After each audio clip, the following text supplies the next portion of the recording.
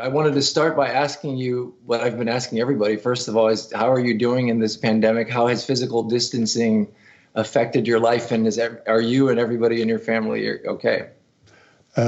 Yes, fortunately, we're all okay. The distancing and the isolation is, like I think for most people, beginning to wear on us since we have family not very far away and we can't get together with them.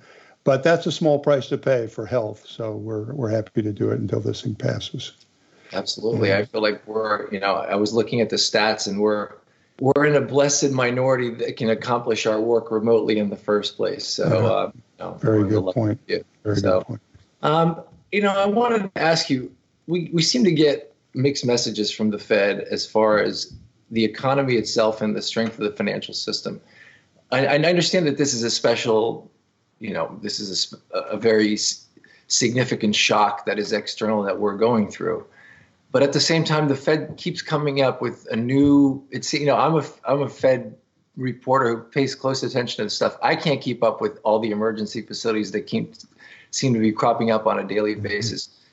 Was the financial system truly healthy going into this crisis? Well, the only way I can answer that is to say that it certainly was healthier going into this crisis than it was the last crisis. It has more capital. It's not as healthy as it might have been because I think the industry could have benefited from more capital, which would give them greater staying power and greater flexibility. But relatively speaking, it is, I think, better positioned to weather this if it doesn't go on indefinitely. What do you make of the Fed's response thus far? I mean, again, we've revived some of the old facilities that you were right there for their original creation. Mm-hmm. Some of the same policies in terms of launching QE, if in a slightly different form.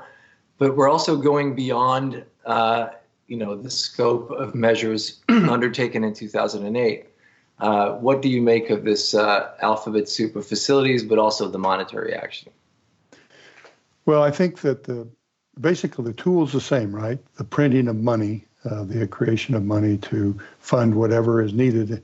And given the nature of this crisis, being started from a natural disaster that seems to be ongoing, I'm not sure that the Fed had any choice. So as different sectors have become under stress and needing some kind of financial liquidity support, the Fed has felt compelled, and I think the public agrees with that at this point, that it had to step in any way it could. And that's why you're seeing the old tools merely being expanded to a greater number of participants in this, shall we call it, a liquidity provisioning going forward.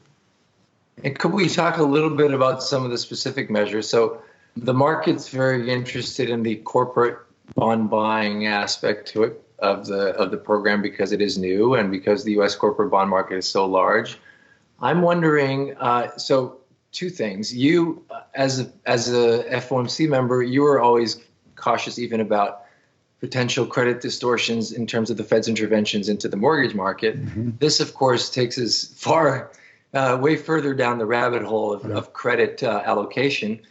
And two, I wonder how you expect the Fed to construct such a program in the way that makes it fairly neutral and that shields it from kind of political criticism of favoring one corporate sector over another.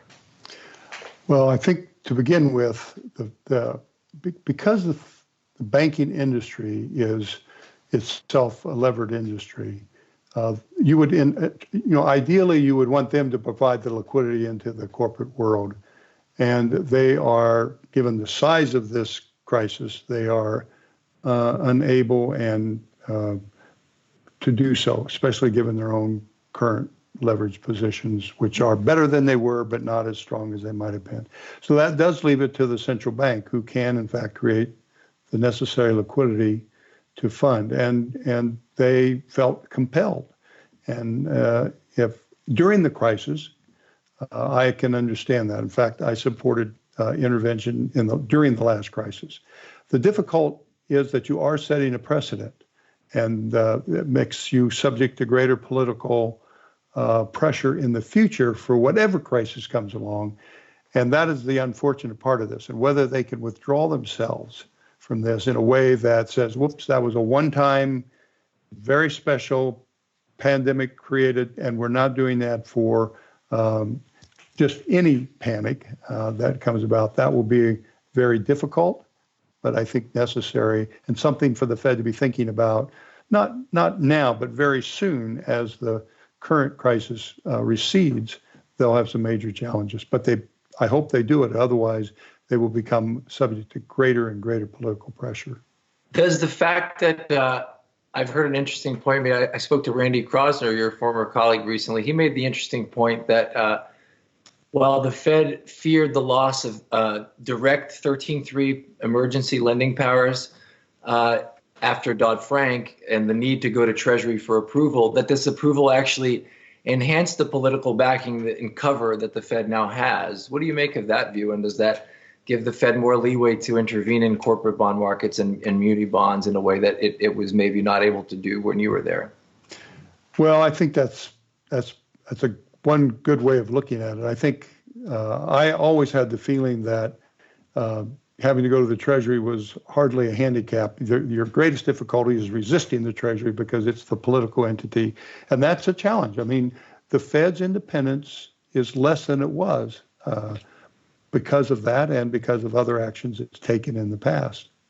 So I wonder what memories about the last crisis does this bring up for you, and how do you see this as a different phenomenon? Because obviously this is, we're talking about whether or not it's man-made. I guess if the pandemic is in any way linked to climate change, which it might be, maybe it's man-made, but it's not quite as man-made as subprime mortgages, right? Right. It's different in the sense of the source of the immediate source, the trigger source for this crisis is quite a bit different. And therefore that puts everyone in the position. Both parties are in that position, the Fed's in that position, the administration, yes, this was not anyone's fault except this pandemic, and therefore we have to do all we can. That gives them a lot of leeway. But the downside of that is it also sets precedent for the future, which will be more difficult to manage, I suspect, going forward. So very similar to the last crisis in terms of the need to do something broader than the last crisis in the scope of what they're willing and able to do, and more acceptance by the public and the politicians that they do it. And the reason I ask you is, I guess, as a reporter, as a much younger reporter back then, I covered the crisis. And of course, when we were living it that closely, I assume you felt the same way. We're like, this is as bad as sort of things can get, right? Yeah, right. And of course, now we're living through a public health crisis that seems much more severe.